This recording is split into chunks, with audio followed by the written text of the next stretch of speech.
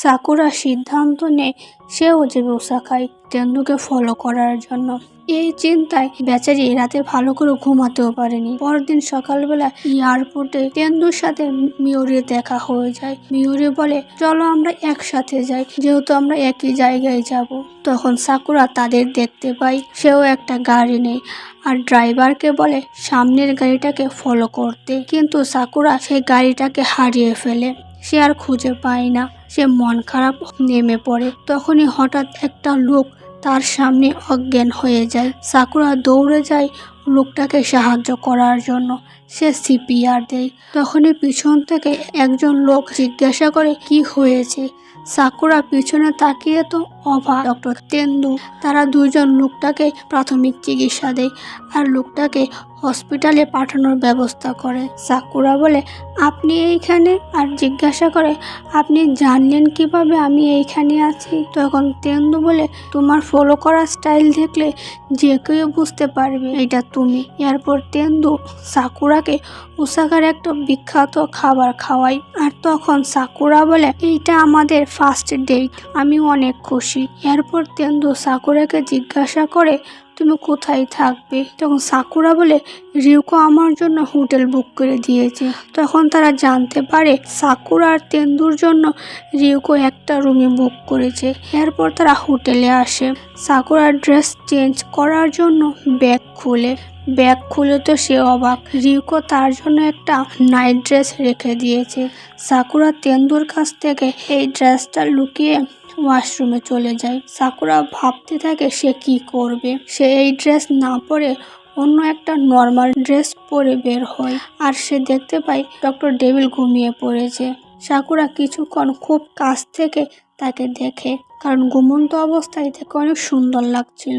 এরপর সাকুরা ঘুমিয়ে পড়ে, কিন্তু তেন্দু ঘুমায়নি, সে চোখ বন্ধ করেছিল। সাকুরা ঘুমিয়ে যাওয়ার পর তাকে একটা গুড নাইট কিসি দেয়। তেন্দু সাকুরার সাথে সবসময় রুড ব্যবহার করলেও সাকুরাকে সে অনেক ভালোবাসে। সকালবেলা সাকুরার ঘুম ভাঙে আর সে আফসোস করতে থাকে।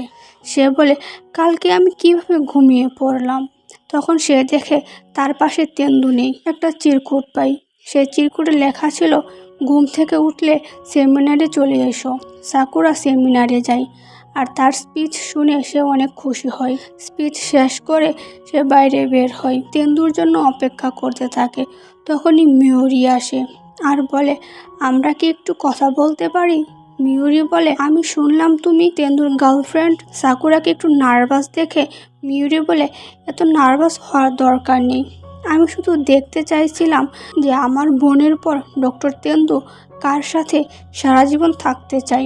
সাকুরা বলে, সারা জীবন থাকতে পারবো কি জানি না, আমি তো এইটাও জানি না ডক্টর তেন্দুকে আমাকে পছন্দ করে কিনা।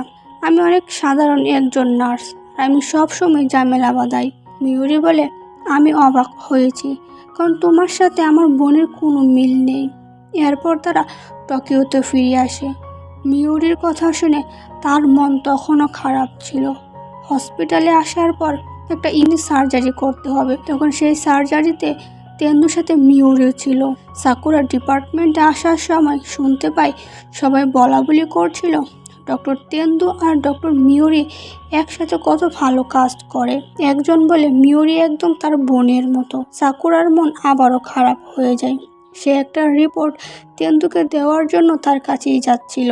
তখনই সে দেখে তেন্দু আর মিওরি কথা বলছে। মিওরি তেন্দুকে বলে, আমি আপনাকে পছন্দ করি।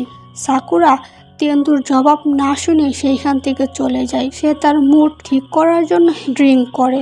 এরপর সে বাসায় চলে যায় আর বাসার সামনে দাঁড়িয়ে সে তেন্দুর কথাই ভাবছিল। তখনই তেন্দু আসে। তেন্দু তাকে দেখে বলে, ভিতরে আসো। আর তেন্দু জিজ্ঞাসা করে, তোমার কি হয়েছে, তোমাকে অন্যরকম লাগছে। সাকুরা বলে, ডক্টর মিওরি আপনাকে পছন্দ করে, আপনার সাথে মিওরিকে অনেক সুন্দর মানায়। আর মিওরি সব কিছুতে পারফেক্ট আর আমি সব কিছুতে ঝামেলা করি, আপনার সাথে আমাকে মানায় না, আমরা একে অপরের জন্য পারফেক্ট না। তখন ডক্টর তেন্দু বলে, তুমি এতদিন পর এইসব কথা বলতেছো, তোমার তো এইসব অনেক আগে ভাবা উচিত ছিল।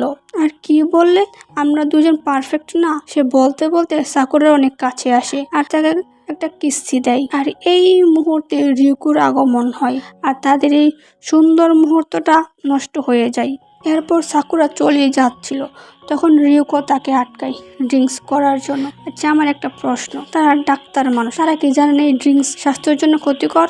তখন রিউকো তেন্দুর সাথে ডেটে যাওয়ার জন্য অ্যামিউজমেন্ট পার্কের 2টা টিকিট দেয়। পরদিন হসপিটালে বসে বসে সাকুরা পার্কে যাওয়ার কথা ভাবছিল। তখনই মিউরি আসে। মিউরি বলে, তোমাকে আমার এই কথাটা জানানো উচিত। তখন মিউরি বলে, যখন আমি তেন্দুকে প্রপোজ করেছিলাম তখন তেন্দু আমায় রিজেক্ট করে দেয়। আর এইখানেই আজকের এই পর্বটা শেষ হয়ে যায়। আপনাদের কাছে কেমন লেগেছে কমেন্ট করতে ভুলবেন না। আর পরবর্তী পার্টগুলো দেখার জন্য চ্যানেলটা সাবস্ক্রাইব করে দিবেন।